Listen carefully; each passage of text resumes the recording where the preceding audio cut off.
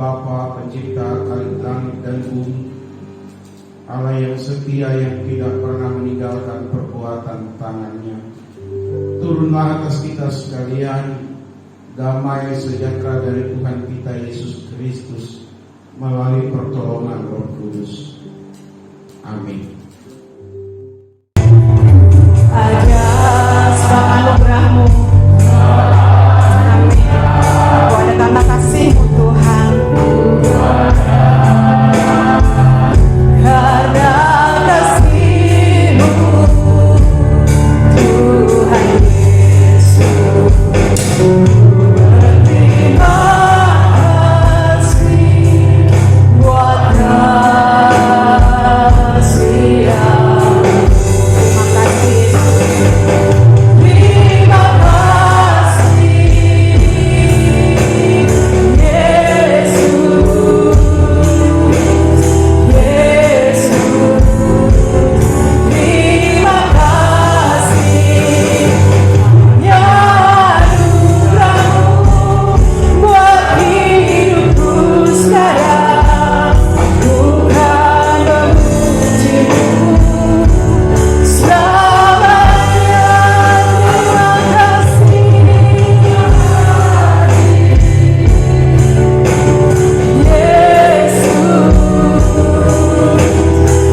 Yesus, Yesus. Terima kasih anugerah-Mu buat hidupku sekarang. Bukan memuji-Mu selamanya.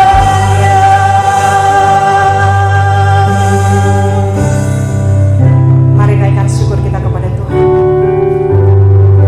Kita mengingat betapa besar kasih-Nya dalam kehidupan kita. Begitu besar anugerah Tuhan.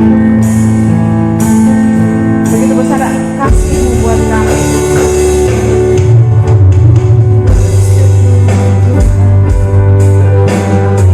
Bersyukur untuk kasih-Mu Tuhan.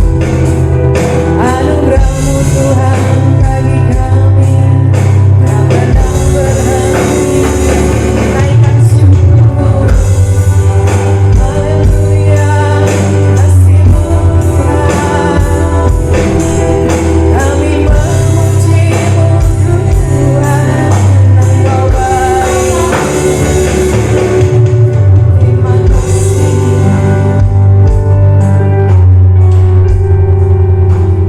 Kita ada di tempat ini karena kita mengasihi Tuhan, karena kita mencintai Tuhan. Mari katakan bersama-sama, Yesus, ku cinta Kau. Yesus, ku cinta Kau, ku tinggi Kau, ku agungkan. Aku akan memuji-Mu. Aku kan memuji-Mu, baik di dalam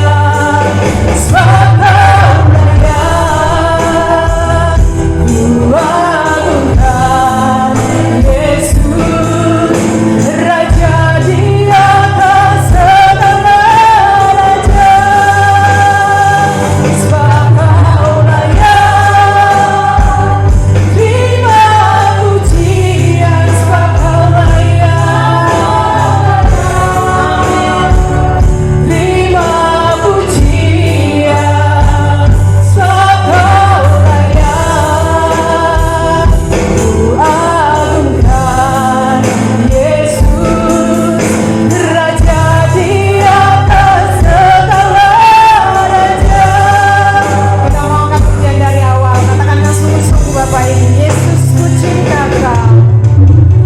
Yesus, ku cinta Kau Tuhan. Amin. Ku tinggikan, ku agungkan. Ku agungkan.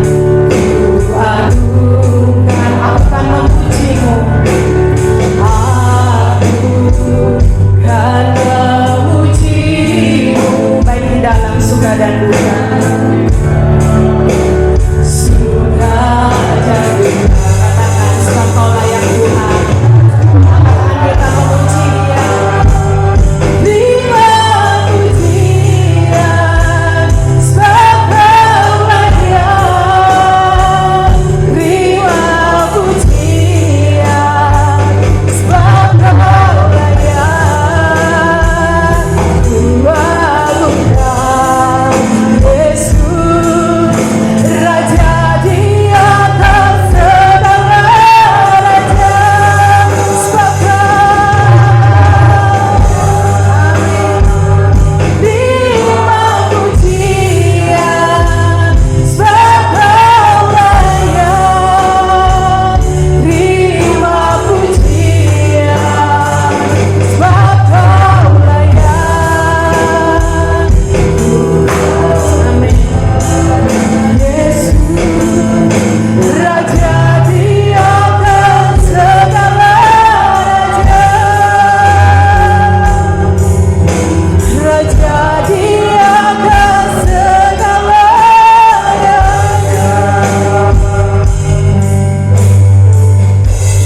Doa pembukaan, saya mohon kita mengucapkannya 1, 2, 3.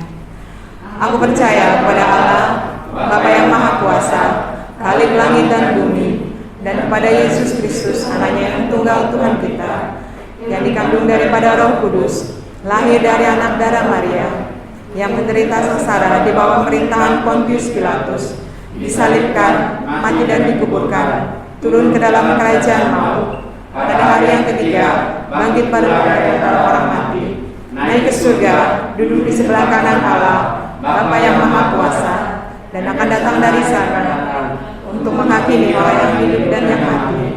Aku percaya kepada Roh Kudus, gereja yang kudus damai, persekutuan orang kudus, pengampunan dosa, kebangkitan daging, dan hidupnya kekal. Amin. Silakan duduk kembali Bapak Ibu.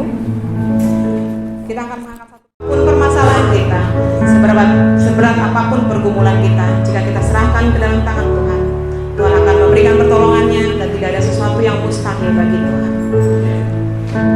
Katakan, ku yakin saat Kau berfirman. Ku yakin saat Kau berfirman. Ku menang. Ku menang saat Kau bertindak. Hidupku hanya ditentukan. Hanya ditentukan oleh perkataanmu. Aman, ku aman karena Kau menjaga.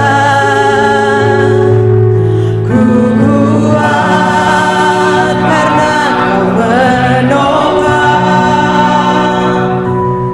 hidupku. Hanya ditentukan oleh kuasa-Mu. Katakan dengan iman, bagi Tuhan, bagi Tuhan tak ada yang mustahil. Bagi Tuhan tak ada yang tak mungkin. Mujizatnya disediakan bagiku. Kuriakan dan dipulihkannya. Katakan sekali lagi, ku yakin saat Kau berfirman. Ku yakin saat Kau berfirman.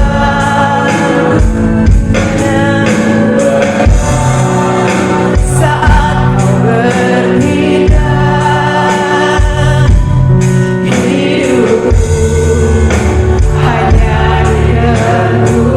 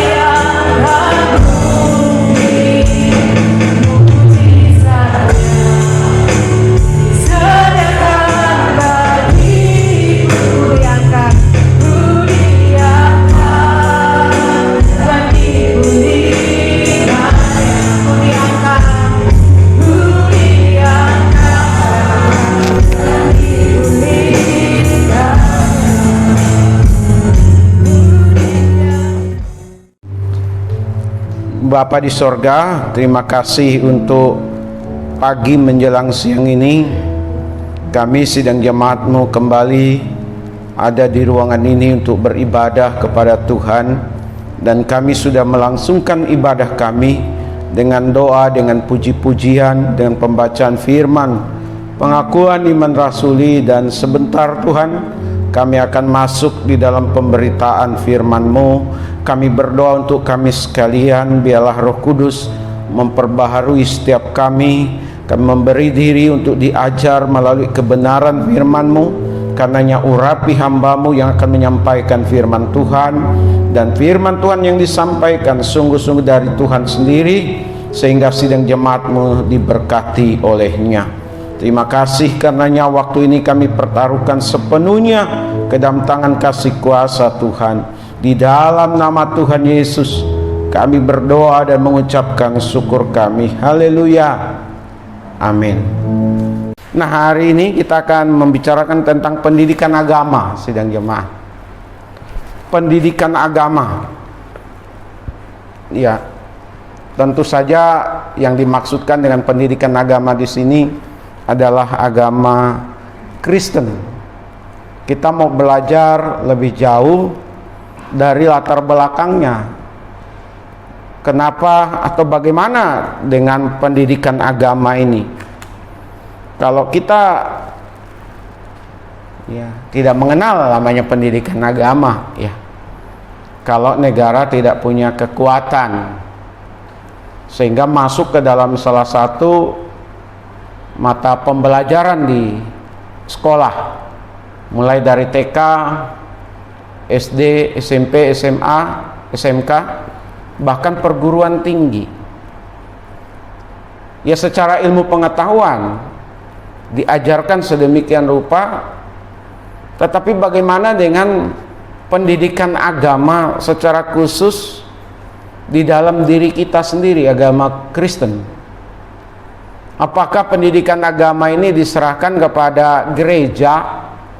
Dalam hal ini gereja yang mendidik warganya sehingga semakin memahami hidup bertuhan, atau pendidikan agama ini memang diserahkan kepada sekolah, guru agama? Apa demikian sidang jemaat? Ternyata tidak. Kalau kita lihat di dalam Ulangan pasal 6 ayat 4 sampai ayat yang ke-9,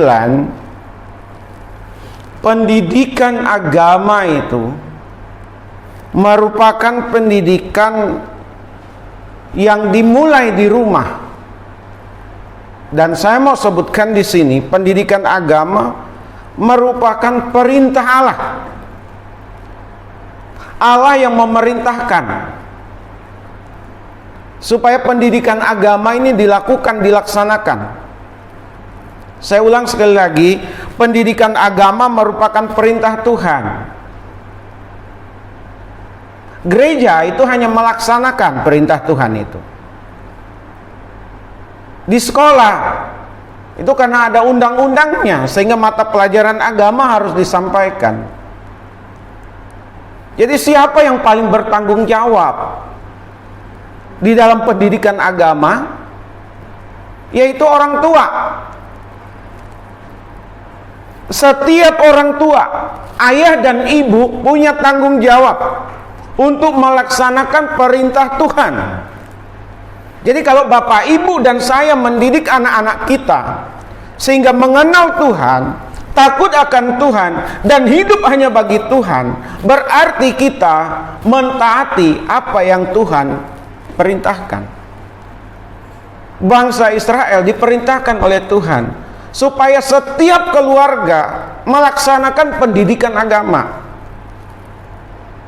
Setiap keluarga, setiap rumah tangga, setiap ayah dan ibu bertanggung jawab supaya anak-anaknya mengenal Tuhan. Namanya perintah, tidak bisa ditawar-tawar. Kalau sudah bicara perintah, itu berarti hal yang sangat penting dan mendesak, yang bapak, ibu, dan saya harus lakukan sebagaimana bangsa Israel zaman dahulu melakukan atau melaksanakan perintah ini. Sekali lagi, kalau sudah perintah, itu tidak ada tawar-menawar, tidak ada penundaan. Namanya perintah harus segera dilakukan. Pertanyaannya Bapak Ibu, apakah kita melakukannya dalam kehidupan ini? Jangan-jangan tanggung jawab itu diserahkan kepada gereja. Jangan-jangan tanggung jawab itu diserahkan kepada lembaga pendidikan di sekolah. Dalam hal ini guru agama. Gereja memang harus melakukan dalam bentuk pembinaan kepada warganya, kepada warga gereja. Sekolah harus melakukan, karena itu perintah undang-undang, supaya setiap orang beragama dan menjalankan agamanya. Tetapi kalau bicara perintah Tuhan untuk kita sebagai orang tua, Bapak Ibu, ini adalah bentuk daripada kasih kita kepada Tuhan. Kalau Bapak Ibu dan saya mendidik anak-anak kita ini di dalam takut akan Tuhan, mereka beriman kepada Tuhan Yesus. Saya ulang sekali lagi, kalau Bapak Ibu dan saya mendidik anak-anak kita di dalam pengenalan takut akan Tuhan, sehingga mereka beriman kepada Tuhan, hidup sungguh-sungguh bagi Tuhan, berarti Bapak Ibu dan saya mengasihi Tuhan. Mengasihi Tuhan. Kalau Bapak Ibu dan saya tidak mengasihi Tuhan, maka pendidikan agama di dalam rumah tangga kita masing-masing dianggap hal yang tidak penting. Boleh dilakukan, boleh tidak. Dan orang yang tidak melakukan abai terhadap pendidikan agama bagi anak-anaknya, berarti dia belum mengasihi Tuhan dengan sungguh-sungguh. Bagaimana bentuk pendidikan agama dalam rumah tangga atau keluarga? Ya, Bapak Ibu paling tidak mengajari anak berdoa. Jangan biarkan anak-anak main ambil saja makanan, langsung makan tanpa harus mengucap syukur kepada Tuhan. Dan ini harus dimulai dari anak-anak, dari bayi, bahkan saya mau katakan seperti itu. Yang sederhana saja, berdoa.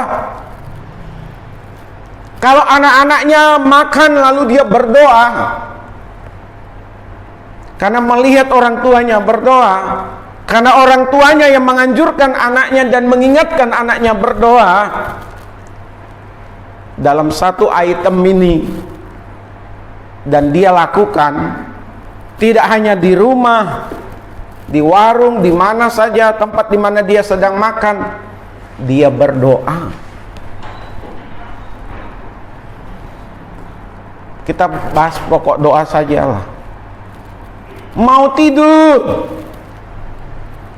tidak langsung geletak, tapi anak-anaknya diingatkan, ayo berdoa sebelum tidur.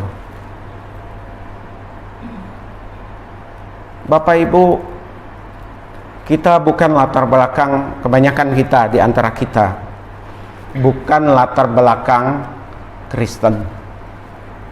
Ya, orang tua saya juga bukan orang Kristen awalnya. Saya melihat orang tua saya dibaptis, sementara saya sendiri belum Kristen. Setiap hari Minggu bapak saya itu tidak ke ladang, tidak ke sawah, tidak menoreh. Tapi setiap hari Minggu, waktu itu di kecamatan kita, di Karangan Mempawah Hulu, jaraknya cukup jauh, dia pergi ke gereja dengan menggunakan sepeda.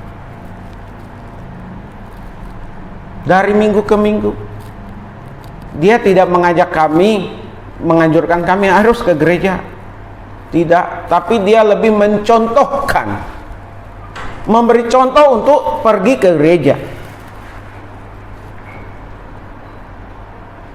Itu pengalaman dari keluarga saya. Dan sejak saya jadi Kristen, diawali di rumah juga, tiap kali mau makan sidang jemaat, tiap kali mau makan, karena di Kalimantan itu kalau makan itu makan bersama, tidak makan masing-masing seperti kita, kapan lapar ambil nasi makan begitu ya. Kalau kita di Kalimantan, khusus di keluarga saya, makan pagi atau makan malam apalagi, itu wajib kumpul bersama, makan bersama, nggak boleh ada yang lebih dulu makan. Karena di situ yang pertama diajarkan tentang keadilan itu.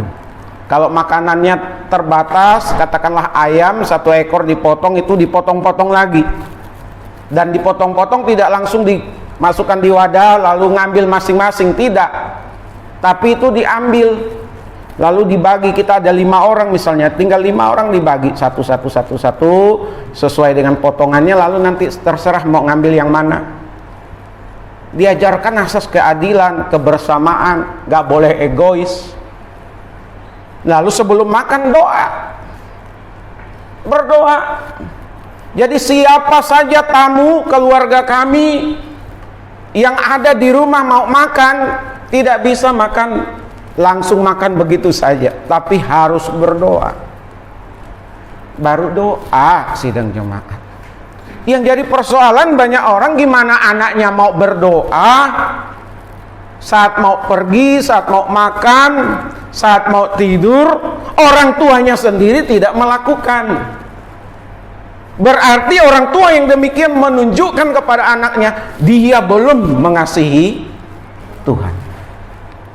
Jadi Bapak Ibu, kalau seseorang itu mengasihi Tuhan, keluarga itu mengasihi Tuhan, ayah dan ibunya mengasihi Tuhan, maka orang tersebut akan melakukan, mentaati apa yang Tuhan Yesus perintahkan. Apa yang Tuhan perintahkan kepada kita? Untuk mendidik anak-anak kita di dalam pengenalan takut akan Tuhan. Dengan Bapak Ibu dan saya memberikan contoh, menganjurkan, mengingatkan supaya anak-anak mengenal Tuhan, mengasihi Tuhan, beriman kepada Tuhan, sesungguhnya itu adalah menolong diri kita, menolong rumah tangga kita, menolong masa depan anak-anak kita, supaya keadaan mereka baik. Itu ada di ayat yang kedua dan ayat yang ketiga dari Ulangan pasal 6. Kalau bentuk kasih kita kepadanya ayat 5 dan ayat yang kedua tadi. Sementara pendidikan agama merupakan perintah Tuhan, dapat kita lihat di ayat yang ke-6. Bapak Ibu, kalau mau melihat keadaan keluarga kita baik, keturunan kita baik, didiklah mereka di dalam takut akan Tuhan. Amin. Kalau mereka takut akan Tuhan, sidang jemaat, kita orang tuanya tidak akan disusahkan. Amin. Tidak perlu kita menuntut supaya mereka peduli terhadap kita, mengasihi kita pada saat kita sudah rentak, pada saat kita sudah tidak berdaya. Karena mereka mengasihi Tuhan, mereka juga akan mewujudkan kasihnya kepada kita sebagai orang tuanya. Amin. Kenapa anak kurang ajar sama orang tua? Kenapa juga anak melakukan tindakan-tindakan yang melanggar hukum? Kenapa? Bisa jadi karena anak tidak dididik di dalam takut akan Tuhan. Yang sudah dididik dalam takut akan Tuhan pun kadang-kadang lari dari relnya, apalagi kalau tidak dididik. Bapak Ibu tidak mendidik anak-anak Bapak Ibu. Saya ulang ya, Bapak Ibu dan saya tidak mendidik anak-anak kita dalam takut akan Tuhan, maka dunia akan mendidik mereka. Saya ulang, kalau Bapak Ibu tidak mendidik anak-anaknya dalam pendidikan agama takut akan Tuhan, maka dunia yang akan mendidik dan menjadikan mereka sesuai dengan keinginannya. Handphone yang Bapak Ibu pegang, handphone yang anak-anak kita pegang, jangan jauh-jauh, game itu saja sudah mendidik mereka.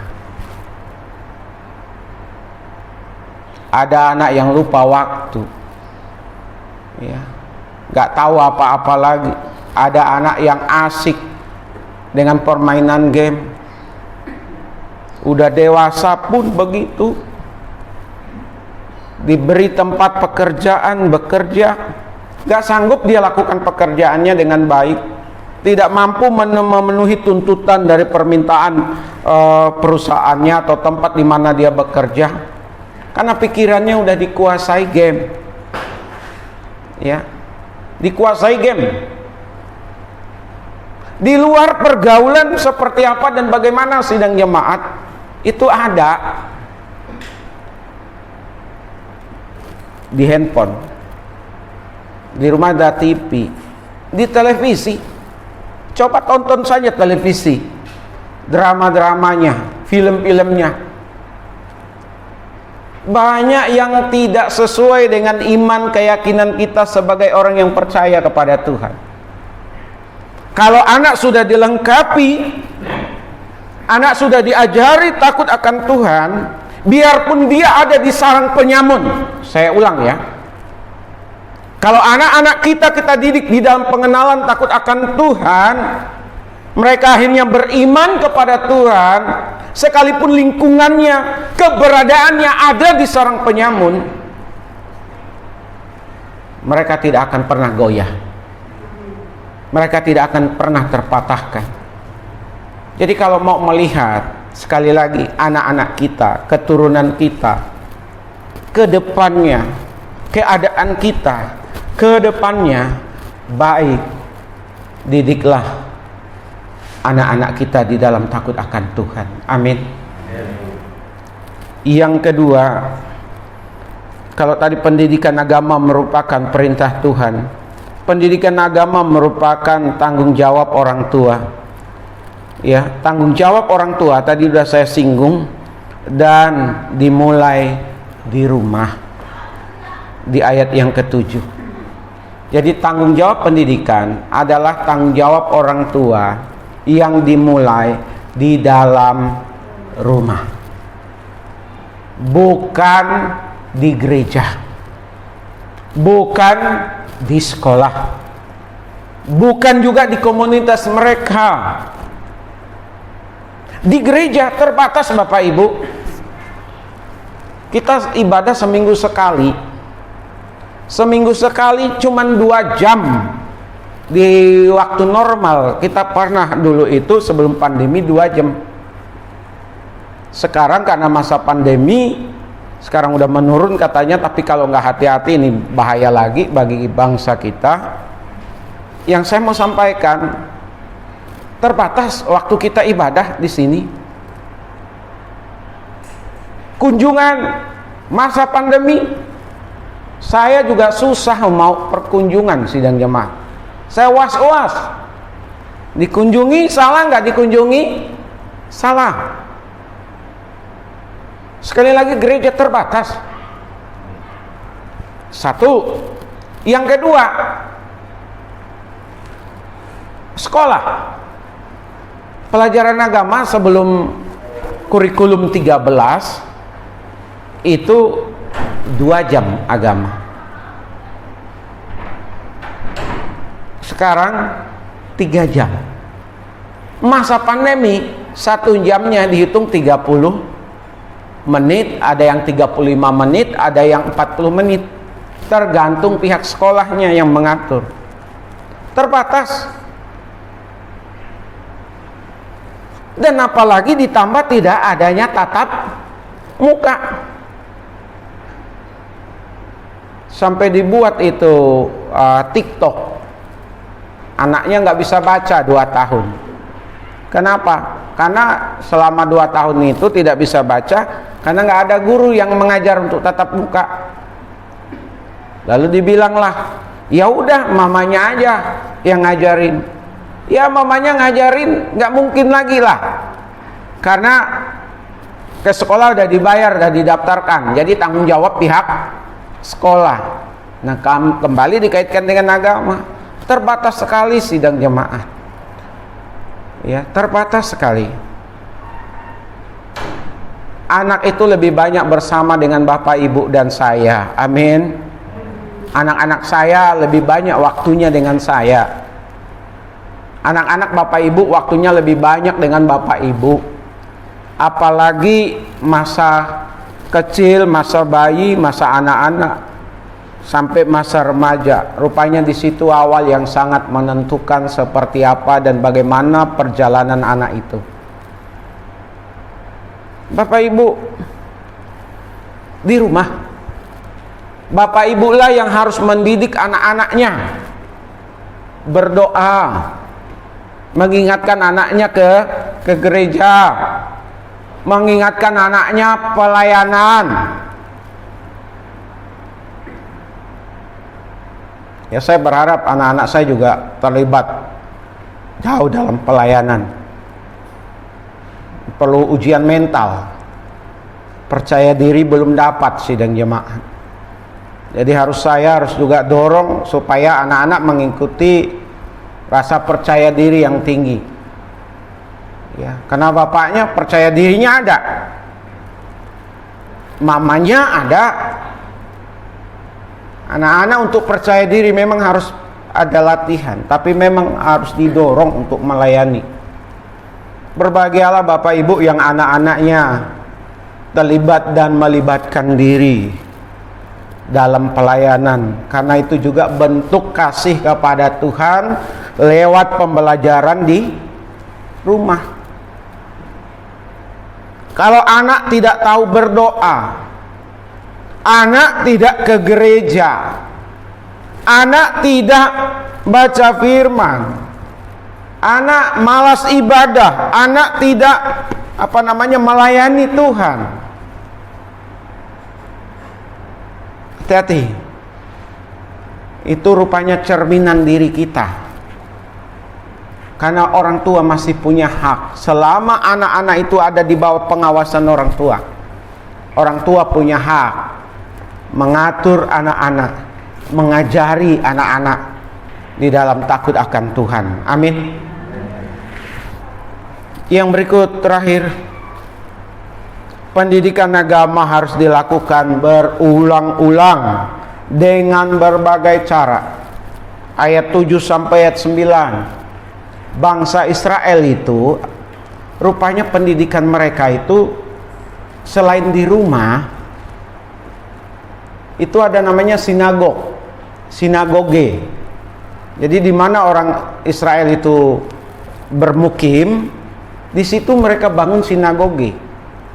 Kalau dalam Muslim itu musola, bukan masjid. Untuk mereka belajar banyak hal. Baik itu pendidikan formal maupun non formal, mereka dapatkan di sinagoge zaman dulu. Kalau sekarang bagaimana dengan kita? Diulang-ulang sidang jemaat. Segala sesuatu yang diulang-ulang, makanya kita lihat di politik bangsa kita ya. Kenapa disebarkan hoax? Udah jelas itu. Muncul lagi. Berita-berita bohong. Karena kalau berita bohong itu diulang, maka itu dianggap sebuah pembenaran. Dan beritanya bukan hoax lagi. Ada kemungkinan berita itu benar. Orang dunia saja memakai pengulangan. Apalagi kita sebagai orang yang sudah percaya kepada Tuhan. Tuhan sudah mengingatkan kepada bangsa Israel dan juga kepada kita untuk mengadakan pengulangan di dalam mendidik anak-anak kita dalam takut akan Tuhan. Amin. Jangan menyerah sidang jemaat. Segala sesuatu itu tidak langsung jadi. Perlu proses. Justru yang asal jadi, yang kelihatannya hebat, yang orang lain banyak salut, yang terlalu cepat, itu sesungguhnya kropos sidang jemaat. Gak kuat dasarnya. Makanya di kita, kalau ada orang tidak langsung dikasih kesempatan untuk melayani atau dikasih kesempatan untuk bersaksi. Kenapa? Karena dasarnya belum kuat. Perlu terus menerus pengulangan dan berbagai macam cara yang harus dilakukan. Berarti sifatnya continue. Tidak boleh menyerah sidang jemaat. Tidak boleh menyerah. Tentu Bapak Ibu dan saya senang dan akan bahagia kalau melihat keturunan kita, anak-anak kita, cucu-cucu kita tetap di dalam beriman di dalam Yesus Kristus.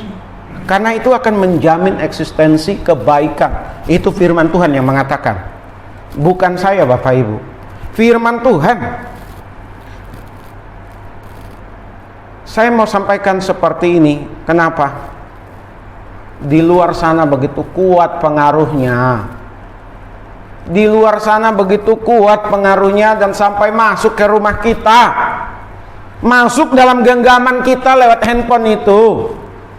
Kalau Bapak Ibu dan saya lemah dalam mendidik anak-anak kita, celakalah kita.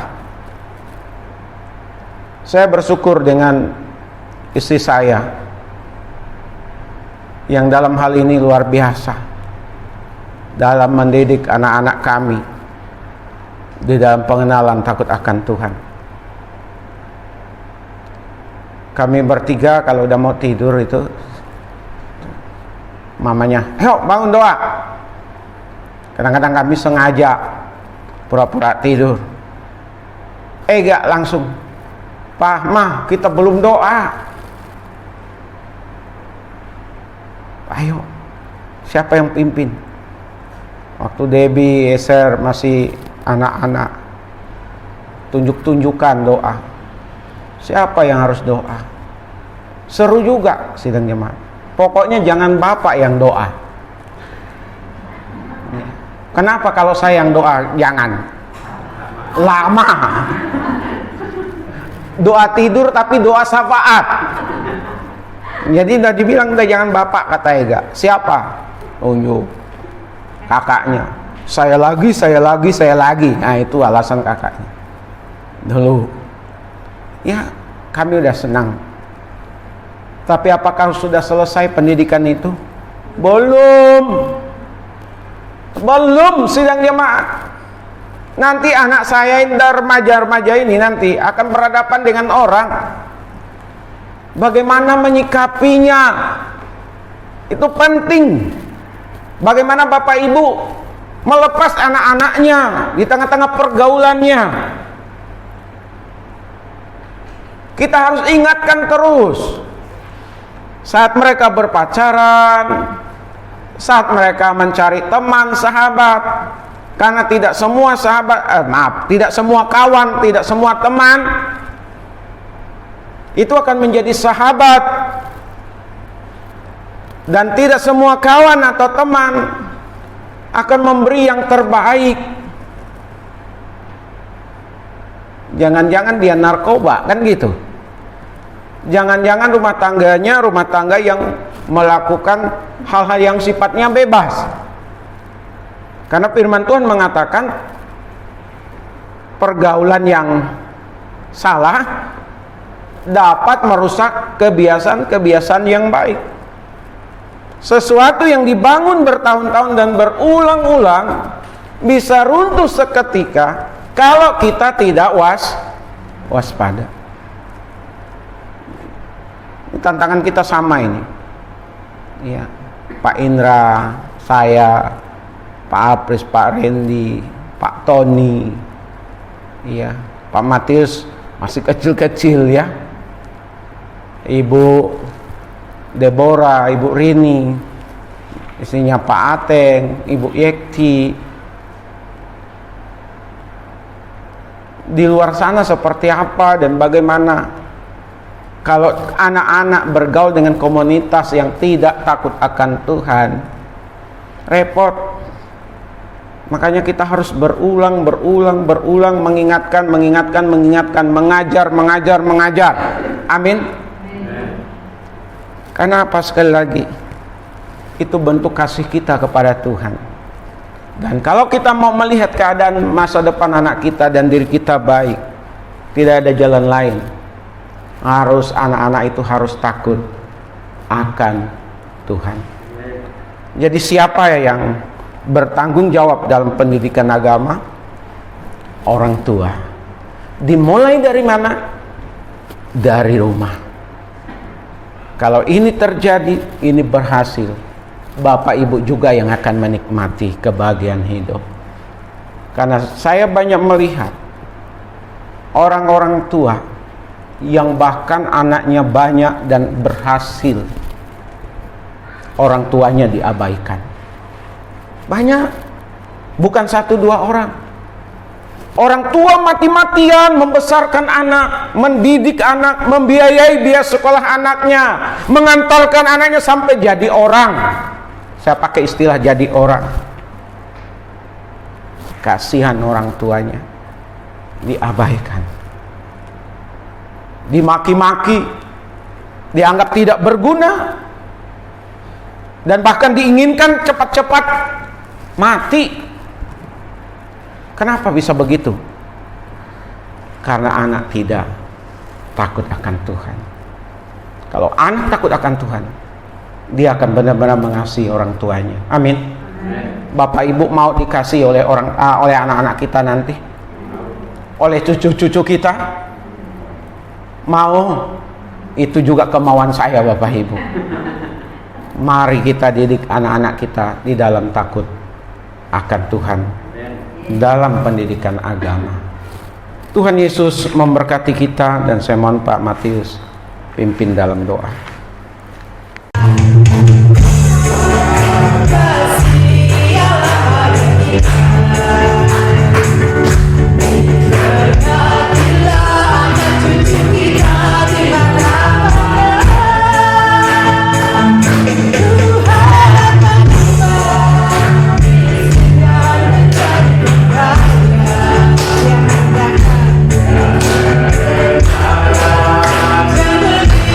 Yeah.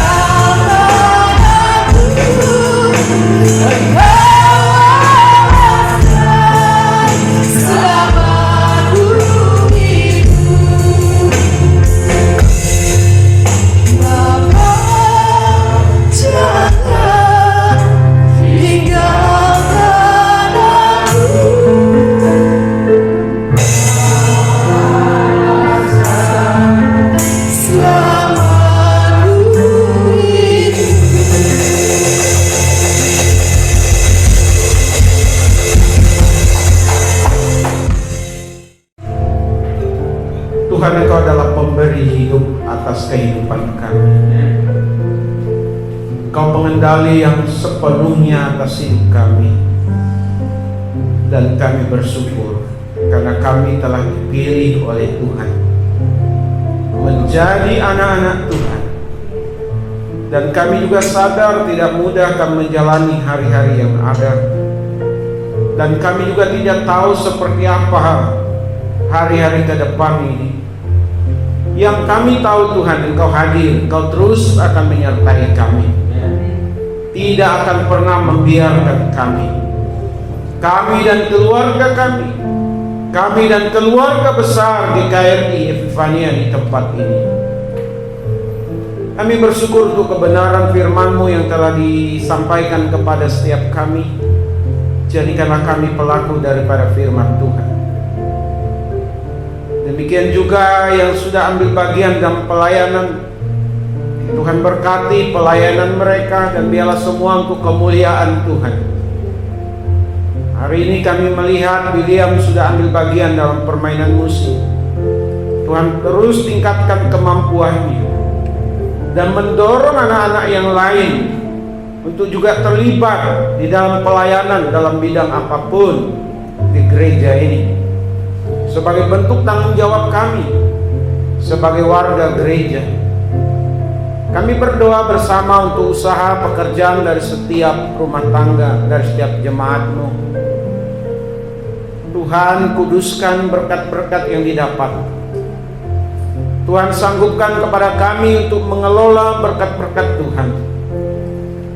Dan kami terus bekerja menggunakan waktu yang ada untuk menghasilkan berkat-berkat yang ada untuk menghidupi rumah tangga kami, menyekolahkan anak-anak kami, memuliakan anak-anak kami.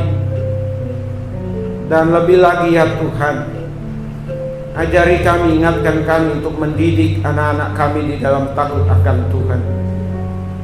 Bapa, kami juga berdoa untuk Pak Tony yang kurang sehat badan.